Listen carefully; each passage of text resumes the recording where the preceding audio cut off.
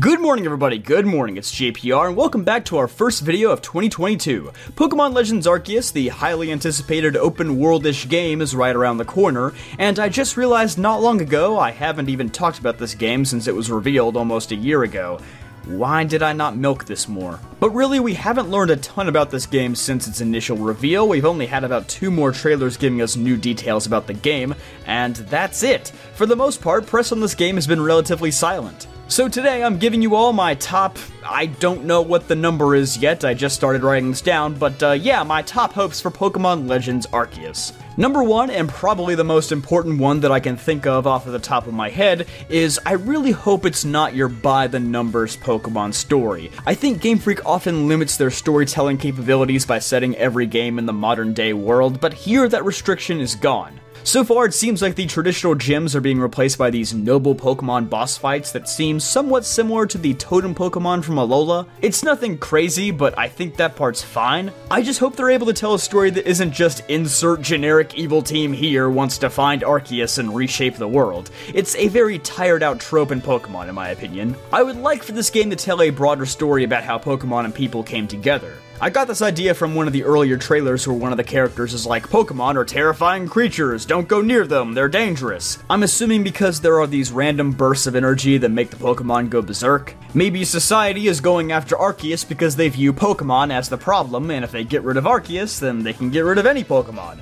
But you, the protagonist, showed that it's possible to capture and form a team using these Pokemon, and that they can work together with people for mutual gain. Because through the trailers, it seems like very few people actually have Pokemon with them. Granted, maybe that's just because we haven't seen many battles yet, but I think this game could tell a really interesting story about the birth of Pokemon trainers and how they shape society going forward. Rather than just, oh, there's an evil guy who doesn't like Pokemon and you gotta stop him from killing God or something. I don't know. Hope number 2, I hope this world is full of side quests and things to do. It's not just catching multiple versions of the same Pokemon to complete Pokedex challenges, because so far that's all the extra content we know about. There's literally a research task in the Pokedex that's like, times you've seen a Shinx use Quick Attack. Like, I really hope it's not just that for 200 or 300 Pokemon, because that's going to get very old very fast. I want there to be a lot of side quests to seek out, I want there to be a lot of collectibles and an intricate crafting system for converting your rare items. I really hope it's not just these lame Pokedex quests where you're just surveying wild Pokemon and that's all there is to it. Maybe some old grandma wants to open a hot spring in the middle of a route, but she needs ground Pokemon to help dig it out, so you have to go catch some, but then you have to give her a bunch of hard stones as building equipment, and then she actually builds the spring and you have a place to heal out in the middle of the wilderness as your reward. I think that would be pretty cool.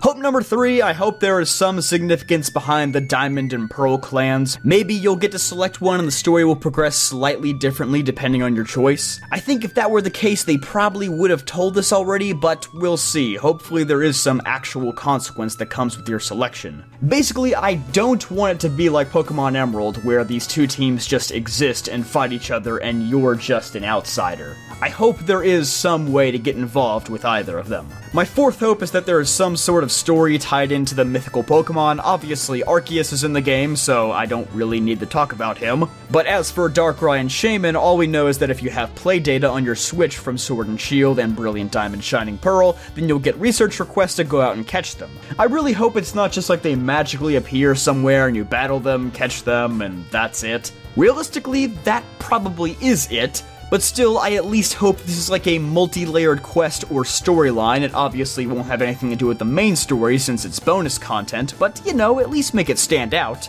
I want to know how these Pokemon became known as mythical and Sinnoh, other than the fact that they're rare. There are plenty of rare Pokemon out there should be some story or some special event that differentiates a Shaman from a Wobbuffet, you know? The only one I'm somewhat confident that we'll get new material on is Manaphy, because the recent remakes actually did include some new info on Manaphy in the Canalave library that alludes to Legends Arceus, but we'll see. Hopefully it's not just Manaphy, and all 3 of these mythical Pokemon will have some interesting backstories. Hope number 5, I want this world to be very interactive. This was one of my biggest gripes with Sword and Shield's wild area. Beyond raids and berry picking and fishing, the normal Pokemon stuff, there just wasn't much you could do to interact with the environment. It was very static, there was nothing you could really influence. So far in the trailers we've seen a Lucario kicking a tree for berries and a little camping thing and surfing. Pretty much the only thing that seems they've added over Sword and Shield is the flying on Braviary feature. I want to be able to dive under a lake and find cool underwater caverns, or build a base of some kind out in the wild.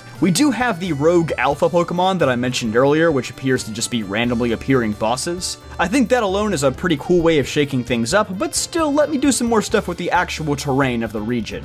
Number 6, I hope we get to see a lot of the other Sinnoh legendaries and the actual events that made them legendary, specifically Giratina, because he's very important in Sinnoh's lore. Maybe at some point in the main story, we actually get to see the banishment of Giratina to the Distortion World. We see what events led up to that moment. And then maybe in the post-game, you actually get to go out and explore a fully realized 3D Distortion World. I bet that would be incredibly cool and trippy. I wouldn't even mind if they released that as DLC. I know people would complain because we'd probably have to spend $30 more on that, but that's just the way games are nowadays. Really, I just hope in general that this game either has a post-game or gets some sort of long-term support in the form of DLC or patches. Because we know that Brilliant Diamond and Shining Pearl are probably just gonna be left dead in the water when this game comes out. I know some people are still holding out for a Platinum episode to happen, but honestly at this point, just put it all in Legends Arceus and avoid splitting attention between two different games. I think that's the wave. Especially if, hypothetically speaking, Gen 9 doesn't come out until late 2023, we need this game to last us a while. You never know, they might not ever do anything like this again, so I hope they find a way to keep us coming back every few months with a little bit of extra content here and there.